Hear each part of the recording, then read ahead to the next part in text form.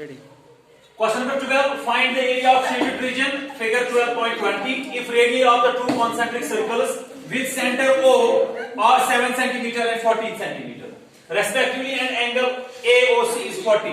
सवाल कहता है हमारे पास दो कॉन्सेंट्रिक सर्कल्स है। मैंने आपको पहले भी कहा कॉन्सेंट्रिक सर्कल्स हम ऐसे सर्कल्स को कहते हैं जिनका कॉमन सेंटर होता है, जिनका कॉमन सेंटर होता है।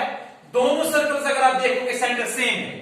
छोटा वाला सर्कल इसका सेंटर भी O है और बड़ा वाला सर्कल जो है इसका सेंटर भी O है, बट रेडियस इज डिफरेंट।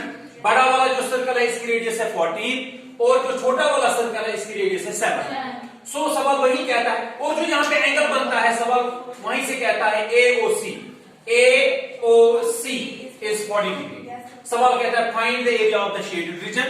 तो शेडेड रीजन जो है यहाँ पे ऐसा फिगर बनता है, इसके लिए मुझे कोई डायरेक्टली फॉर्मूला नहीं है। मैं क्या करूंगा, अगर आप गौर से बच्चों देखोगे यहाँ पे दो सेक्टर बनते हैं, एक छोटा वाला सेक्टर यहां से यहां तक और फिर बड़ा वाला सेक्टर यहां से यहां तक।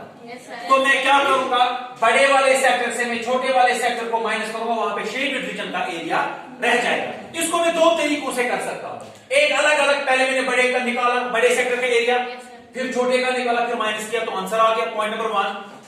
पॉइंट नंबर 2, हम दोनों को बैक वक्त कर सकते हैं, दोनों को मतलब इसका सेक्टर के साथ साथ निकालेंगे, बड़े वाले का भी और छोटे वाले का भी, लेकिन हम उसी मेथड से यहां पे करेंगे ताकि हमारा जो है आसान हो जाए। पहले बताएं बच्चों, आउटर सर्कल जो इसकी रेडियस क्या है, रेडियस ऑफ, चाहे इनर का ही लिखेंगे पहले, रेडियस ऑफ इनर सर्कल, उसको हम रखेंगे छोटा r नाम, क्योंकि हमारे पास दो रेडियस है, दो सर्कल्स है। मैंने बोला कॉन्सेंट्रिक सर्कल्स है। कॉन्सेंट्रिक सर्कल्स ऐसे सर्कल को कहते हैं जिनका कॉमन सेंटर होता है। ये 3 भी हो सकते हैं, 4 सर्कल भी, लेकिन सेंटर होना चाहिए एक ही। तो radius of the inner circle वो है 7 सेंटीमीटर। सवाल यहां पे कहता है 7 सेंटीमीटर एंड 14 सेंटीमीटर रेस्पेक्टिवली मतलब है तरतीब के साथ, यानी कि पहला वाला जो है उसकी है 7 सेंटीमीटर और जो बड़ा वाला सर्कल है इसकी है 40 रेस्पेक्टिवली। वो यहाँ पे आप याद रखो तरतीब के साथ, यानी बॉडी से 7 2 से 14। वही मैंने लिखा radius of the inner circle 7 और मैं लिखूंगा रेडियस ऑफ आउटर सर्कल, इसको मैं रखूंगा कैपिटल R क्योंकि दो रेडियस है, वो है 14 सेंटीमीटर। Am I right? तो अब हम करते हैं बच्चों का, और मेरे पास एंगल भी देकर है, लेकिन एंगल जो है वो दोनों सेक्टर का सेम है। ठीक है ना बच्चों, मैं आपको थोड़ा समझाता हूं। ये इस टाइप के सेक्टर है, ठीक है। एक सेक्टर यहां तक बनता है, एक सेक्टर यहां तक बनता है, ऐसे ही। तो यहां से यहां तक है पहला वाला 7 सेंटीमीटर और ये यहां से यहां तक है, और दूसरा है 14, दूसरे की है 14। तो लेकिन एंगल जो है, एंगल सेम है दोनों सेक्टर्स का, एंगल इज 40 डिग्री। सो मैं लिखूंगा angle of both the sectors.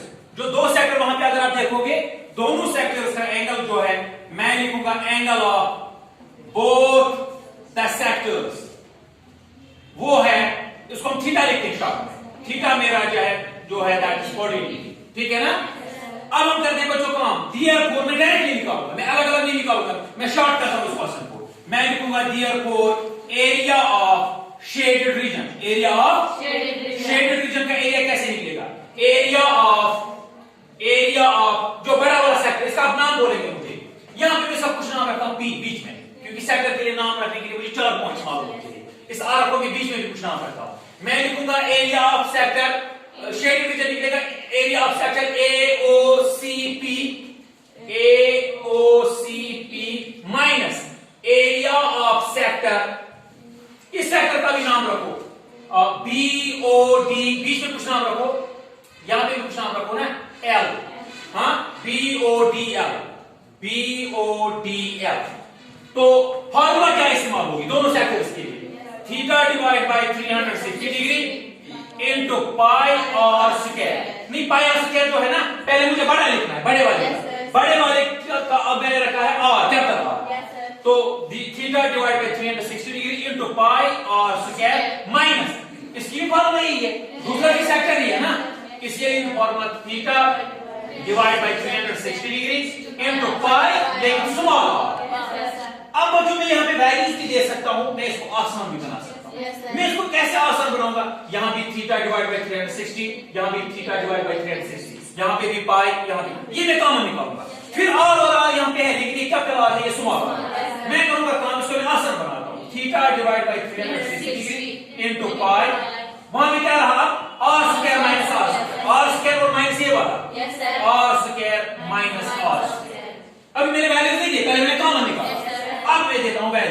Theta मैंने लिखा है ऊपर, दोनों सेक्टर का थीटा है 40 डिग्री।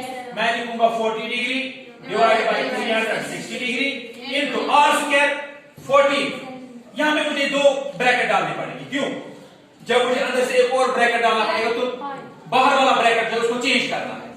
r स्क्वायर जो है दैट इज 40, पाई का वैल्यू, हाँ पहले हम पाई का वैल्यू देंगे 22 डिवाइड बाय 7। अब हम करेंगे काम ये वाला ब्रैकेट और अंदर से ये वाला ब्रैकेट।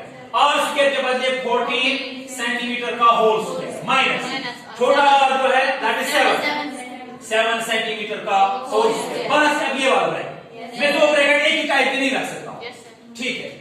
अब आप बोलोगे सर आपने यहाँ पे ब्रैकेट क्यों रखा, क्यों जरूरत है? इसलिए क्योंकि सेंटीमीटर यहाँ पे था। अगर मैं यहाँ पे ब्रैकेट ना रखूं, ये सेंटीमीटर जो है खाली, ये स्क्वायर जो है खाली सेंटीमीटर का 40 में जरूरत देनी। तो जब मैंने ब्रैकेट डाला ये स्क्वायर अब सेंटीमीटर का भी है 14 का भी, तो करते हैं यहाँ पे 0 और 0 कैंसिल, 4 1 4 4 9 36। वहां पे बचा मुझे 1 divide by 9 into 22 divide by 7। तो यहाँ पे आप करोगे 40 into 40 196 centimetre square minus 7 7 49 centimetre square, ठीक है ना? अब 1 divide by 9 into 22 divide by 7 into 196 में करो 49 147 में 37 147 सेंटीमीटर स्क्वायर, ठीक है ना? अब यहाँ पे हम काम करेंगे 7 और इसका इसी का सब कट जाएगा। 7 1 7 7 2 14 7 1 7। अब यहाँ 3 से कटेंगे 21 और 9 को 3 3 9 3 7 21। अब 7 ये असल में न्यूमरेटर है, डिनोमिनेटर नहीं है, तो उसी को कहीं नहीं, ये ऊपर ये इसका है असल में।